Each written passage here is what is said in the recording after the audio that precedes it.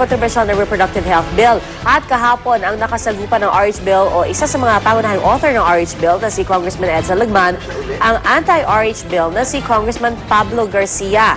At tila nag-init ang ulo ni Congressman Lagman na isang na naman sa talakayan ang relihiyon. Git po niya, dapat daw na pamahalaan ang manaig kung taliwas sa opinyon ng nasabing institusyon sa polisiya ng Estado at ayon pa kay Lagman, maging sa Italy kung saan matatagpuan ang sentro ng Katolisismo, pinapairal ang modern family planning methods. Pero buwelta naman ni Garcia, ipang Pilipinas. Kinontra rin niya ang sinasabi ni Lagman na hindi dapat ipinapasok ang relihiyon sa usapin ng RH bill dahil nakasad daw mismo sa konstitusyon na maaaring humingi ng basbas at patnubay ng Diyos kapag polisiya na ng bansa ang pinag-uusapan.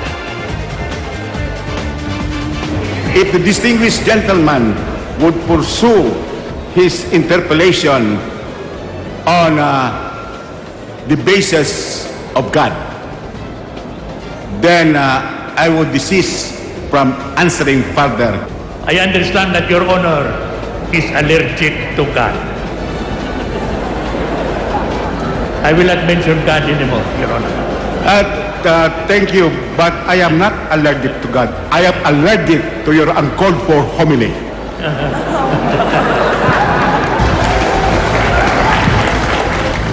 Relihiyon pa rin yung ano, no? Oo, mahirap talaga pagka yun ang debate talaga, yung relihiyon. Oh, pero parang kumukontra to sa, di ba, put God first in everything you do. Pero Diba? kahapon talagang para kang nasa simbahan kung pakikinggan mo Ni Congressman Pablo Garcia. Kasi Nagulat nga talaga, ako eh. oo Hindi talaga. talaga. Tapos yung mga pangalan na binabanggit niya, Barabbas, Aquinas, the infallibility of the Pope. Talaga, nasa simbahan ba ako? Parang pulpito na yung kanyang podium eh. Baka dinidepensa lang kasi niya yung daang libong taon ng doktrina. Kumpara sa ngayon pa lang na pinag-uusapan na panukala batas. Actually, hindi na rin naiiba minsan yung mga Sunday Masses na pinupuntahan natin. Minsan kasi ganun na rin yung nagiging tema ng homily nila. At the end of the Mass, meron din silang prayer. And of course, syempre, alam naman natin na hati ang opinion din ng mga tao. Yung iba talaga, minsan na to turn off, may mga nagwo-walk out, may iba nilang tatahimik na lang, pero alam nilang, hindi sila sang-ayon dun sa sinasabi ng pare.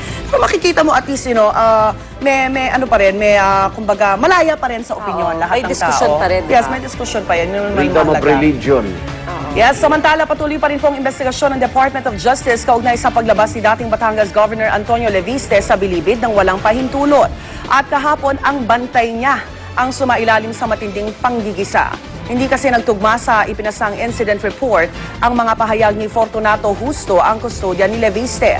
Ayon kasi sa kanya, nang naiulat na nawawala si Leviste noong Miyerkules, hinanap niya ito hanggang alas 9 ng gabi. Dahil daw dito, kaya hindi kaagad niya nai-report ang insidente. Pero ayon sa DOJ panel na nagtatanong kay Justo, alas 5 ng hapon pa lang noong araw na yon, arestado na si Leviste.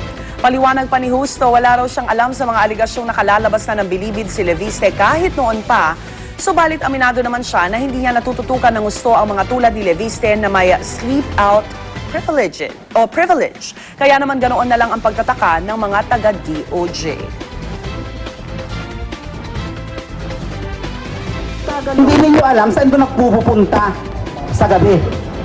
Trust and confidence na lang po ang aming binibigay. Trust and confidence. Matatakasan ka nga niyan. Naungkat din po sa pagdinig ang kwestionableng pagbibigay ng sleep-out privilege kay Leviste, pero gate ng dating gobernador, wala siyang binabayaran para makuha ang nasabing pribilehyo. Kaya pala talamak pa rin ang droga kasi yung mga drug lords, trust and confidence din. Tuloy ang negosyo. Di ba nauna ko na nabulgar dyan nung may tinawagan kaming numero ng illegal recruiter Nasa loob ng New Bilibid Prison pala yun. Talaga? Oo, gagawin, nagpapagap na guest yung mga nagre-recruit.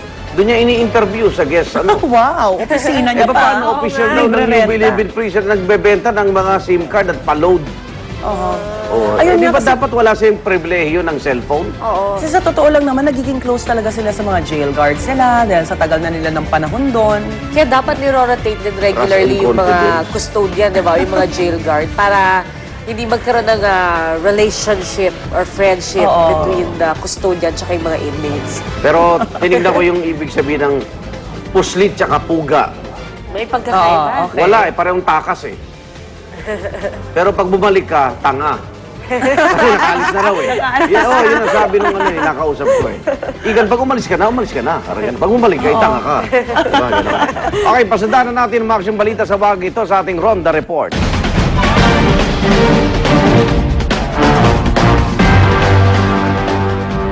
Paulit-ulit po na yung paalala, mag-ingat tayo sa pagmamaneho, lalo na kung madulas ang daan dahil nga sa kagaya ngayon, may pag-uulan. Kagabi isang kotse ang nadulas sa Quirino Avenue sa Maynila, kaya nabangga ang katabing trailer truck. Yan ang Ronda Report ni Micaela Papa. Mika. Iga, nayupi nga ang pinto, basag ang salamin at natanggal pa ang side mirror sa driver side ng isang kotse matapos nitong makabanggaan ang isang trailer truck sa Quirino Avenue pasado alas 11 kagabi. Sa ganitong pinsala, himala na wala man lang galos ang driver ng kotse, pati na rin ang driver ng truck. Ang truck naman nagtamulang ng kaunting paglubog ng bumper.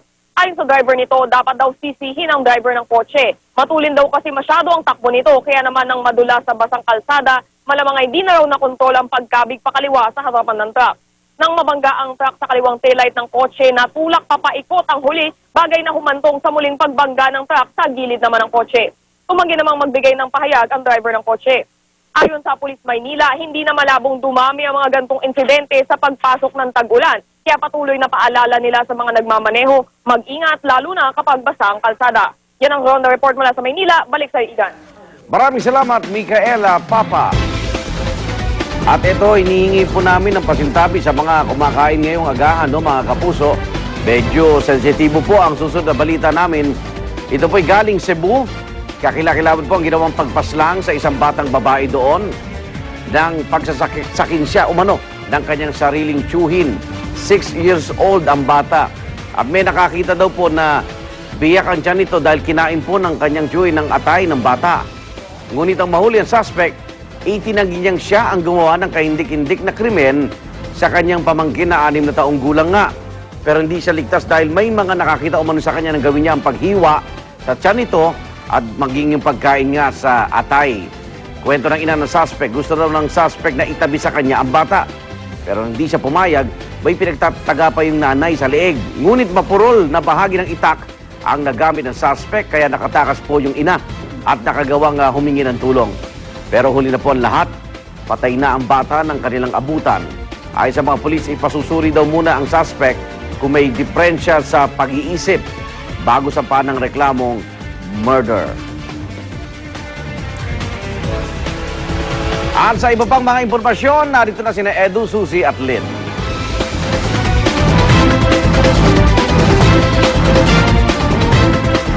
Huli naman sa CCTV, ang isang magnanakaw ng kunin nito isang laptop sa isang opisina sa Cubao. Kita-kita sa CCTV nang kunin sa drawer ng magnanakaw ang laptop. Modus operandi raw di umano ito ng isang sindikato na puro laptop at tinitira.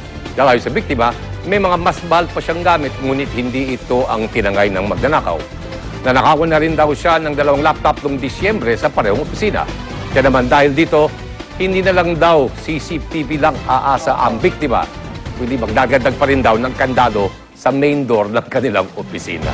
Dami nilang laptop, ha? Oo, Pabalik-balikan. Oo nga. Oo. Fast-moving item kasi yan. That's true. Oo, Pag binenta, pag finance, iba mahirapan pa siya benta. At ito punta naman tayo sa United Kingdom, galing sa laptop plant, kung saan may 250 flights ang nakansela kahapon sa Northern Britain dahil sa ash clouds na galing sa pumutok na bulkan sa Iceland. Pero ang Irish budget airline na Ryanair, di nagpapigil. Nagpalipad ang Ryanair ng 1-hour verification flight sa mga lugar na tinuturing na red zone ng Civil Aviation Authority upang patunayan na walang panganib mula sa nangyaring volcanic eruption. Pinangambang kasing maulit na naman ang nangyaring travel chaos noong nakaraang taon dahil rin sa pagsabog ng isang bulkan sa Iceland. Ang nangyari noon ay stranded ang mahigit 10 milyong pasahero matapos hindi pari-pari ang mga eroplano sa buong Europe. Nagdulot din ito ng $1.7 billion na pagkalugi sa airline industry. Pero ngayon pala, nagsabi na ang British at Irish officials na hindi na muli magkakaroon ng mass shutdown ng airspace dahil sa nangyaring pagsabog ng bulkan. I don't know, I'm always iffy about stuff like this. Parang, would you risk it kasi nagmamadali kang umuwi o meron kang business meeting or... Would you rather be safe than sorry? That's it, di ba? Di ba yung Ryanair lumabag din sa mga bagong regulasyon? yung mga ganito, yung 1-hour flight na para i-test Para lamang. i-test, ano? In spite of the fact may Civil Aeronautic Administration na babala na. Oo, wala bang kaparusahan yung ginawa nila if they went against the rules. Lagot yung tao na